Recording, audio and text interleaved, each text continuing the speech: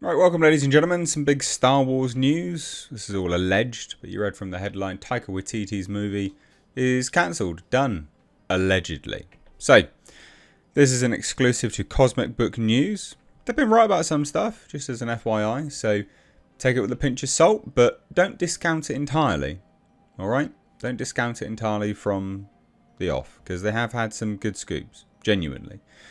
But they say that Taika Waititi's Star Wars movie is not happening. And also that Leslye Headland is completely done at Lucasfilm as well. Showrunner of The Acolyte. That's not that much of a surprise, is it though? Let's be honest. Anyway, should we dive into it? Yes, we shall.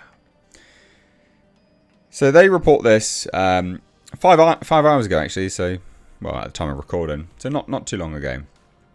But it says here, conversations that Matt McGloin has had with insiders at the recent Comic-Con has informed him that Taika Waititi is definitely not doing a Star Wars movie at Lucasfilm.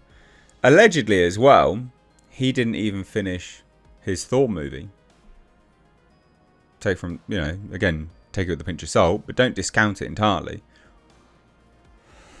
Disney generally has had a history of taking movies from directors and just sometimes even just giving them to new directors, to be honest, to finish. Strange. This individual previously tweeted about it and mentioned in the rumour that Marvel may have removed Captain America Brave New World director Julius Onah from the movie. Captain America Brave New World. Again, they have a history of doing it anyway. So it says here, he was also told by this insider that Leslye Headland is done at Lucasfilm. And then, of course, we now know that The Acolyte has been cancelled permanently. Thank God for that. But let's have a look at this. So it says, insiders informed this individual that the reason why Taika Waititi is no longer doing a Star Wars movie at Lucasfilm is because of what happened with Thor Love and Thunder. I mean, you would have thought, just as an FYI, right? You would have thought that if it was Thor Love and Thunder that did it, why wasn't it just announced it was cancelled from the off anyway? Like, I find that odd, but PR maybe. And it's why it makes it so strange that The Acolyte's been so publicly cancelled. Because it is almost like they're trying to distance themselves from it, like instantly. They're like, no, it's not. It's done. It's done. Shut up. It's done. Just go away. Stop talking about it. It's done. Ryan Johnson's movie, his new one, or new trilogy, whatever it is that he's supposed to be doing, that's never happening. Come on. Like, there was Benioff and Weiss. Like, that wasn't officially cancelled either. Like, there's so many things. Well, I don't know if that was officially cancelled. But there's so many that they announced that they don't officially cancel, but we just know they're never happening. What's her face? Rogue Squadron. I mean, that wasn't officially cancelled. I mean, that's not happening, is it? They announce a hell of a lot of stuff that they never officially cancel, but we know that it's not happening anyway. So why did they do that with The Acolyte? Why did they publicly remove themselves from it? It is interesting when you think about it. Such a stark contrast to what they've done before. But anyway, this individual was told that Taika Waititi actually didn't finish Thor Love and Thunder. It was a complete disaster.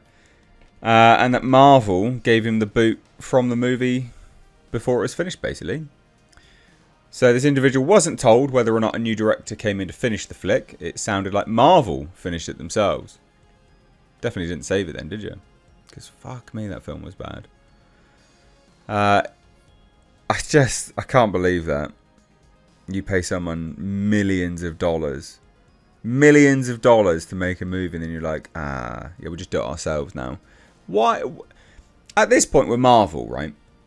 They should just pay directors to attach their name to a project, not to direct it.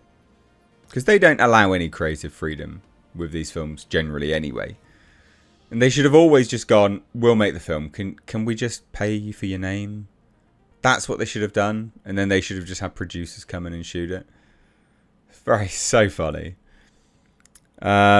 So anyway, this individual was told that Taika Waititi didn't finish the reshoots and the final cut of the movie. I was also told that Marvel had a really difficult time putting together the final cut of Thor Love and Thunder.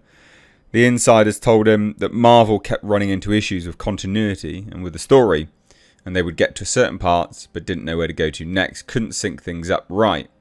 And Waititi even admitted they struggled through the edits and right up until the end. What you got in theatre is the best version they could come up with. I mean, my God, that's the best version they could come up with. I mean, we know it is anyway, because you're not going to release a movie that is not the best result, you know, that you've got from the footage. It just goes to show how staggeringly bad the footage was from the off, right? Like, that's terrible. So this insider also has said, as a result of all of that nonsense, that Taika Waititi is out at Lucasfilm and not doing his Star Wars movie. Which, again, not a huge stretch, to be fair.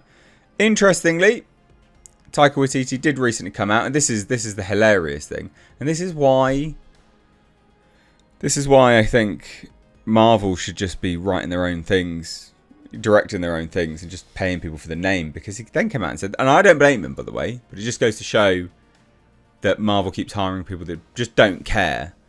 And that's a recipe for failure. So Taika Waititi came out and said that he did Thor for the money. He did the Thor movies for the money. I mean, look. Got to respect his honesty. But surely you should just pay someone. Just be like, can we just use your name? You'll get to sit on some of the edits and make some notes. But can we just use you for your name? That would almost be better, wouldn't it? I think. Rather than this waste of time hiring directors to not even let them finish the movie. I mean, it's just nonsense.